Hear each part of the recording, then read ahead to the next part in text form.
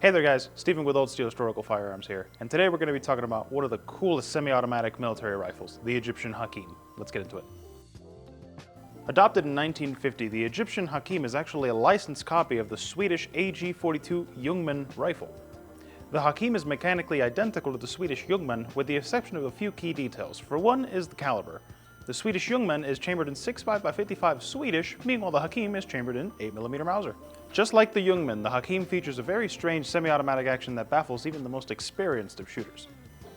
At first you might be looking at this rifle and thinking, this is a semi-automatic rifle, where is the charging handle?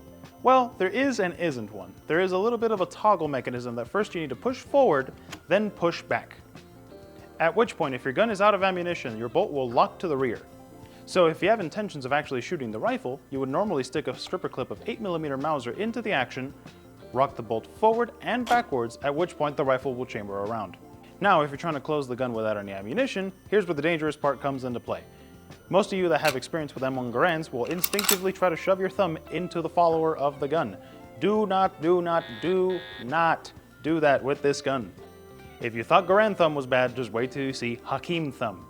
And just to prove how truly dangerous the Hakim can be, I have my super scientific human thumb analog, this Q-tip. So let's pretend this Q-tip here is our thumb. Say we stick it into the action to depress the follower and ride the bolt home just like an M1 Garand. Well, look what happens. Forward, back, and there goes our thumb. So, in order to avoid this, I'm going to show you how to safely close the Hakim rifle. If you look at the bottom of the rifle, right where the magazine is, you'll notice that the magazine catch is captive.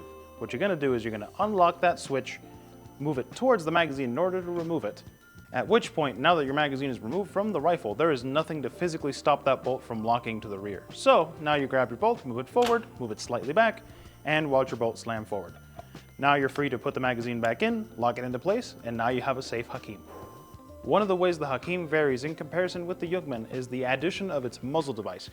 The Hakim features a ported flash hider / muzzle brake that really helps tame that recoil. In addition to that, the semi-automatic gas impingement mechanism of the Ljungman lends itself really nicely to taming the recoil of 8mm Mauser.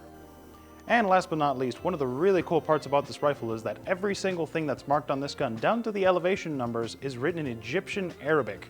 So often when you see these guns with serial numbers, they're often electro-penciled in.